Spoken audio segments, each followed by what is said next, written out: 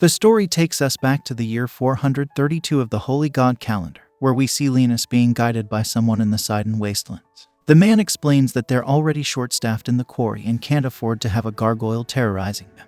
He's relieved now that the great hero of the Holy Sword is coming to their rescue.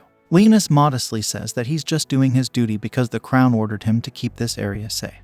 The guide praises Leonis for coming to their aid while the other 6 heroes are occupied protecting the imperial capital and the holy city. Leonis has a special fondness for battling monsters, and he even expresses excitement at the idea of capturing and training one. The guide is taken aback by Leonis' enthusiasm, thinking it doesn't sound like the words of the hero who defeated Zalvat, the demon lord. He then leads Leonis to the quarry, where Leonis inquires about the gargoyle's whereabouts. Strangely, the guide vanishes, and things take a sinister turn. Mages suddenly use a spell to paralyze Leonis, leaving him unable to move. A group of men appears, and they proceed to tie Leonis up. Leonis struggles to break free, but the men attack him with spears. After a valiant effort, Leonis succumbs to his injuries and dies. The men responsible for his demise believe they no longer need to fear Leonis as a threat to their master. They reflect that an agreement might have been possible if Leonis had shown any interest in money or power. After some time, a woman named Riselia arrives. She communicates with Leonis' departed soul, expressing sadness and suggesting that Leonis might have sensed the trap deep down.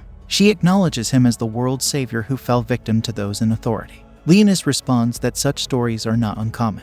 Riselia then questions if he holds any hatred towards those who betrayed him. Leonis, however, believes that it doesn't necessarily make those people bad or evil. Riselia inquires if Leonis believes in a just world, but he remains indifferent. She realizes that this is his perspective and shares her intention to rebel against the world. She invites Leonis to join her. Puzzled, Leonis questions why she extends the invitation. Riselia reveals she's been observing Leonis for a while and has developed a liking for him. She finds heroes boring and asks Leonis to become hers. We return to the present as Leonis wakes up and notices bite marks on his neck. He quickly rouses Celia from her sleep. Bewildered, Celia questions what just occurred. Leonis shows her a special mark and explains that it symbolizes his authority. He can use it to make his followers obey him easily, making it effortless to wake her up. Celia begins to wonder if this means she has to do everything Leonis asks of her. Leonis confirms that she does but reassures her that he would never ask for anything inappropriate. Celia recalls how Leonis was a gentleman during their bath, and Leonis mentions that's why he'd like her to behave like a lady. He asks if she drank his blood while he was asleep, and Celia admits that she did because it was late and she couldn't wait. Leonis is understanding but suggests she should at least inform him beforehand. Celia apologizes, and at that moment, she receives a call from Elfine. Elfine shares that something has been troubling her, and explains that a strategy meeting was called earlier. She suspects it's related to the research team on a marine survey, as they haven't shared their investigation results. Elfine believes the morning strategy meeting can't be a coincidence. She promises to keep Celia informed and ends the call. This leaves Leonis wondering if something is amiss. However, Celia brushes it off, saying it's nothing, and suggests that since she doesn't have any classes today, they could continue their training. We shift to the meeting Elfine mentioned. Castros Necchio, the acting commander of the 7th Assault Guard, is informed that communication with the 13th Platoon was lost about 11 hours ago near Anchor 4. Veit Leon, the chairman of the board, notes that their commander spends half a year at the imperial capital for official duty, and these issues always seem to arise in his absence. A researcher reports detecting void activity in the area in question, but it disappeared in just 3 seconds. Gylian Cooper, the divisional commander, finds this speed unusual, and he questions whether the sensors malfunctioned. The researchers confirm that they didn't, and they provide images. Castro suggests that these images resemble tree roots, while Gylian wonders if it's a new void species or even a void lord. Veit asks if there's any proof of it being a void lord, but Gylian conveys that it's merely conjecture. Veit emphasizes that a void lord is akin to a stampede, reminding everyone of the tragedy that occurred 6 years ago when voids attacked the 3rd Assault Garden. This tragedy prompted them to enhance the defensive capabilities of the 7th Assault Garden.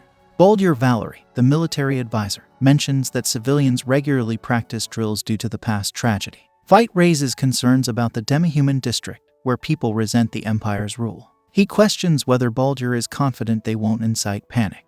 Veit suggests relocating the city if there's a possibility of a stampede, but Gylian disagrees, arguing that assault gardens were created to combat voids. Castros then reveals that the commander has made a decision to launch an immediate follow-up investigation.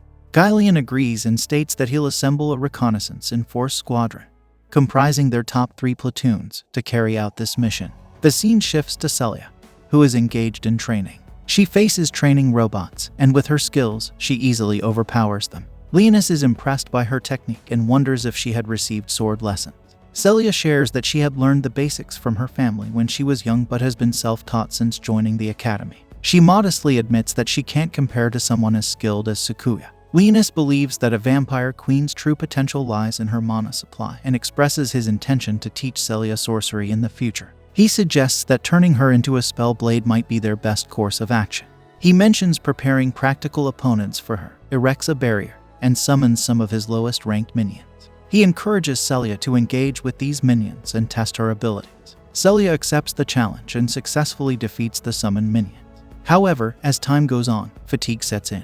Leonis decides to conclude their training session and uses magic to remove the remains of the defeated minions. Celia thanks Leonis for the training and offers to treat him to a meal as a sign of her gratitude. She mentions knowing a good restaurant, but Leonis hesitates, saying he can't keep taking advantage of her hospitality. Just then, his growling stomach betrays his hunger. The story then shifts to the assault garden commencing its reconnaissance mission. Sakuya, having won a bet at the casino, returns to the dorms. Outside, she notices a dog named Blackus without a collar, indicating that he doesn't belong to anyone. She names him Mr. Fluffy Wuffy Blackfur and shares some of the things she bought with her casino winnings, ensuring he has something to eat if he gets hungry. Regina pays a visit to Elfine's room and asks Aline to taste the batter for some sweet potato rolls she's preparing.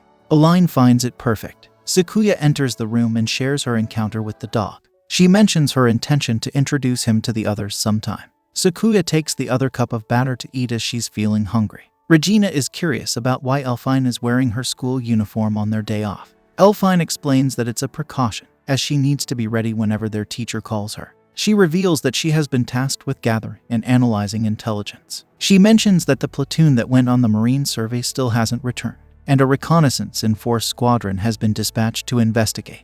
Later, we find Sherry working at a shop to earn money to buy sweets for Leonis. She is tasked with cutting potatoes but accidentally cuts the utensils along with them. Her employer then asks her to sweep the sidewalk. While doing so, she notices Leonis and Celia driving by the store. She tries to hide from them as Celia purchases some donuts from the shop. After the purchase, Sherry wonders where they might be heading. The scene then transitions to them arriving at the restaurant. Leonis is curious if this is the place Celia had mentioned. Some children come out to greet Celia, leaving Leonis puzzled.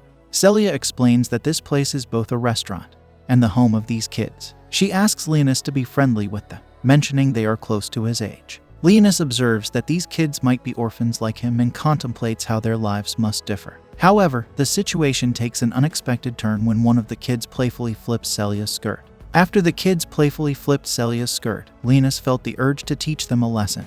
But Celia urged him to stay calm, reminding him that it was just a harmless prank. The restaurant's owner, Frenia, then arrived and wondered who Leonis is. Celia introduced him as the boy she found in the ruins and mentioned that he was a holy swordsman. The kids were excited to hear this and gathered around Leonis, which made him a bit uncomfortable. Celia then revealed that she had brought donuts for everyone, and Frenia decided they would enjoy them later during snack time. While Celia was having a good time with the children, Leonis couldn't help but reflect on how this place seemed to mean a lot to her and was something she wanted to protect. He thought about his own past and how he didn't have a place he felt so strongly about anymore, reminiscing about his lost castle. The story then shifts to the reconnaissance team, who noticed that the specified location was empty. Sakuya and Aline felt some tremors, which put them on high alert. Something unusual was happening, and it left them feeling uneasy. In another part of the story, workers who were checking the food reserves of the assault garden made a startling discovery. The pantry was filled with roots, a development that raised more questions and concerns. This brings an end to our episode. If you enjoyed it, then don't forget to subscribe our channel for more anime recap.